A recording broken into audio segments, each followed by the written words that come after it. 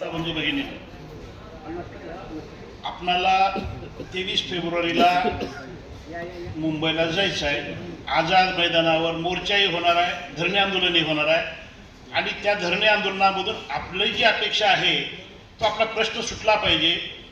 प्रश्न काय आहे? आरक्षण आपल्याला आहे, पण त्या आरक्षणाचा लाभ आपल्याला नीट घेता येत नाही.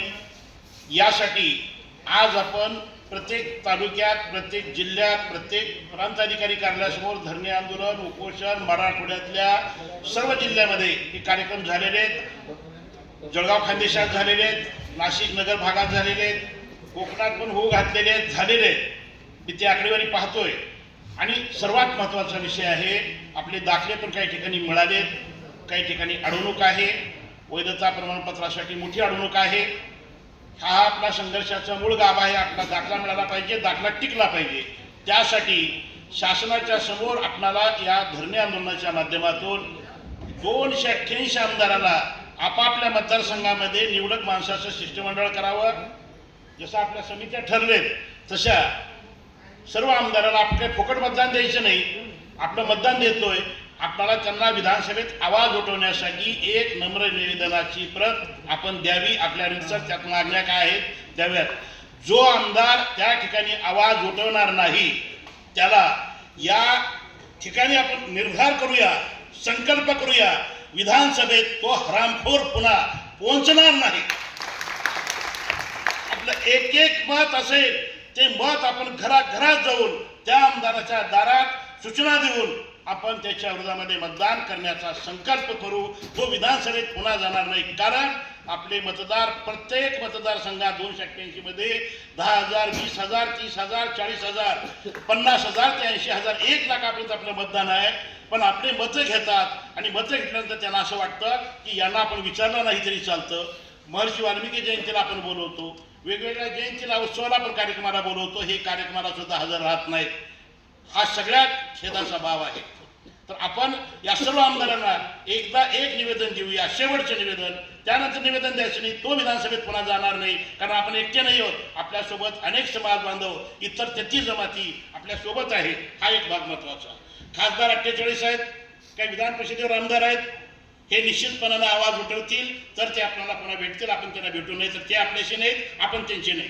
राहिला विषय नियोजनामधला भाग खूप मोठा आहे आणि या नियोजनामधलं सूक्ष्म नियोजन करताना आपल्याकडे जेवढ्या आदरणीय संघटना, संस्था, विविध पक्ष वेगळ्या ठिकाणी आपण विखुरलेले आहोत, या सर्वांचे जी मातबर नेते आहेत त्या सर्वांना सन्मानानं निमंत्रण देऊ, आपल्या कार्यक्रमात सहभागी करू.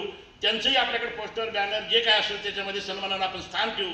या सर्वांना निमंत्रण देण्यासाठी माननीय दत्ताभाऊंच्या नेतृत्वामध्ये त्या त्या भागातले कार्यकर्ते घेऊन आपल्या सर्व सन्मान्य संघटना आणि संस्थांच्या सर्व पदाधिकाऱ्यांना आपण सहभागी करू आणि येणारा मोर्चा हा अत्यंत विराट आणि अत्यंत शिस्तबद्ध होईल. जर पोलिसांनी गडबड केले यापुढं तर आपण त्या पोलिसांची हिटलिस्ट नागपूरमधल्याला माफ, कारण त्यांनी आपला गुन्हा दाखल केलाच नाही. आणि केला असते तर त्यांनी काय गुन्हा दाखल केला असते आश्चर्याची बाब आहे. आपण जलत्याग केलंय, आंदोलन केलं, उपोषण केलं आणि उपोषण केल्यानंतर सगळ्यात महत्वाचं काय गुन्हा होता आपला? कशासाठी आपल्याला उचल मागणी झाली? का त्यांनी आपल्याला हात लावण्याची हिंमत केली? लक्षात घ्या, एका बाजूला मुख्यमंत्री स्वतः आदिवासी मंत्र्यासह समवेत आपल्या विरोधी गटांच्या मागण्या मंजूर करतो आणि आपल्या दुसऱ्या बाजूला आपल्यावरती पोलिसांची उचलबांगडीची पाळी आपल्यावरती आणली जाते. तर आपण आत्मचिंतन करूया की अशा 33 जमातीला पायदळी तोडण्याचा 48 वर्षाचा 78 वर्षाचा हा कार्यक्रम हा अखंडितपणे चालू आहे. पक्ष कोणताही असेल, पक्ष सत्तेत बसलेला कोणताही असेल, तो आपल्यावरती अन्याय केलेला आहे. त्या अन्यायाची नोंद आपण घेतली आहे. सत्ताधारी पार्टीत किंवा जे 12-13 जमाती आहेत त्यांचे प्रश्न सहज सोडवायचे आणि बाकीच्याला पायदळी तोडायचं हे योग्य नाही. त्याचा आपण या ठिकाणी निषेध करतोय आणि निश्चितपणानं येणाऱ्या आझाद मैदान आंदोलनामध्ये आपण शिस्तबद्ध राहू, शिस्तीत राहू. आपण कुठलं उल्लंघन करणार नाही. पुरेसा वेळ आपल्याकडे असेल आणि निश्चितपणानं GR घेतल्याशिवाय आम्ही उठणार नाही. अधिवेशनाच्या 23 फेब्रुवारीला आपण बसूया आणि प्रश्न सुटेपर्यंत शांततामय मार्गाने आपलं आंदोलन यशस्वी करू. एक शेवटची सूचना, खूप विषय बोलण्यासारखा आहे पण मी एक शेवटची सूचना करतो.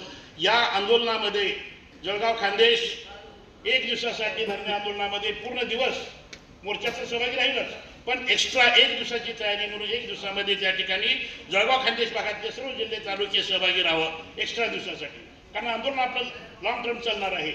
तसं विदर्भातलं, तसंच आपल्याला मराठवाड्यातलं, तसं पश्चिम महाराष्ट्रातलं, तसं कोकणातलं हे करता येईल आणि वेगवेगळ्या जिल्ह्यामध्ये अशी आपली संख्या त्या दिवशी ठरवून आणता येईल आणि येणाऱ्या रेल्वेमध्ये एस टीमध्ये जिथून जसं जमल तसं आपल्याला या ठिकाणी आपला सहभाग नोंदवावा. मोठ्या संख्येनं जनसमुदाय उचलायचा आहे, कारण हा छोटा मोर्चा करून चालणार नाही.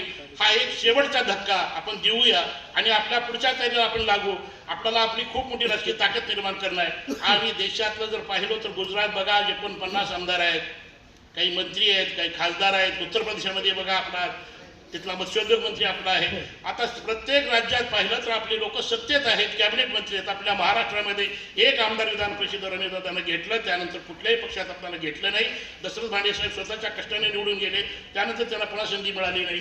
तर आपले आमदारांची संख्या कशी वाढवता येईल याचंही नियोजन आपण करू. आपली आज राजकीय ताकद खूप मोठी निर्माण होऊ लागलेली आहे. आपण संघटित होतोय आणि आता आपण सगळे या ठिकाणी जमलेले सगळे आपण एक आहोत. आदरणीय हनुमंतदादा, आपण एक आहोत आणि मोठी ताकद इथून सगळ्या नेते मंडळीला, सगळ्या संघटनांना आपण एकत्र करायचं आहे.